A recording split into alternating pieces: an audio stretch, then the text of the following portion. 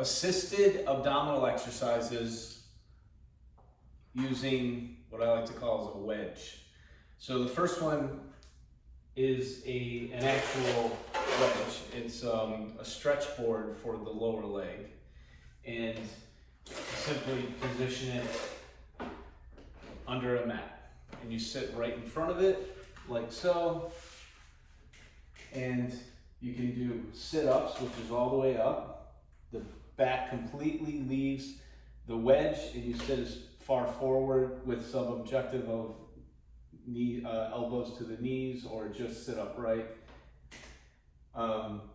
In this case, in the sit-up, you want to make sure you're flexing all the vertebrae on the way up. That's why this wedge is nice. And on the way down, the same thing. I'm going to put my lumbar vertebrae down first, then the thoracic, and then finally onto the shoulder blades. Shoulder blades come up. I'm pushing my thoracic spine into the wedge, then my lumbar into the spine wedge, and even the top of my pelvis, I'm pushing into the wedge. So on the way down, is a more detailed here is I'm going to push the top of the pelvis, a posterior pelvic tilt. The top of the pelvis is going into the wedge, the lumbar, the thoracic spine, and then the shoulder blades. The crunch is going to be very similar, except we keep the lumbar on the wedge. So I'm going to push the lumbar into the wedge by squeezing my abdominals, pushing the lumbar into the wedge, and just basically lifting my shoulder blades off the wedge.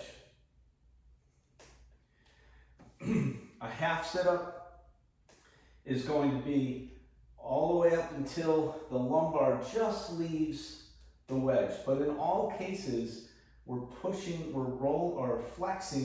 the vertebrae kind of one at a time. So I'm starting with the shoulder blades, the thoracic, the lumbar, and I just lift the lumbar. I'm still touching the wedge with the top of my pelvis, and then back down, lumbar, thoracic, shoulder blades. So we got your sit-up, the half sit-up where just the lumbar leaves, and then finally the crunch where you're just basically pushing the lumbar into the wedge, lifting the shoulder blades, maybe a little bit of the thoracic spine. This can also be done with other apparatuses. If you don't have the wedge is ideal, or this stretch board is ideal, but you can use a foam roller, and what I recommend is you roll it up, kind of like a sushi roll, I guess. You roll it up, and then if you roll it far enough, you kind of overlap the mat into itself, and then just put it right on the ground, and it locks it in. Sit in front of it, and you can do all the exercises. Now, with this, because it's smaller, you have to place it where you have the most control. If this is only on my lumbar, so I could easily go into hyperextension, which might not be good for me. So I may move forward, and then I can get this more on the lumbar and the thoracic spine, a little more support as I go back. You can also adjust it based on the exercise, right? So a sit-up, I may have it just hit here. A crunch, I may want it a little bit more on my lumbar, so I can feel myself push my lumbar into the foam roller, and that's your choice.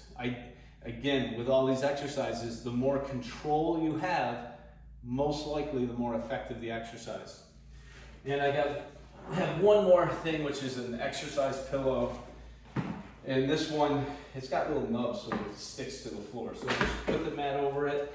That should be enough to keep it in place.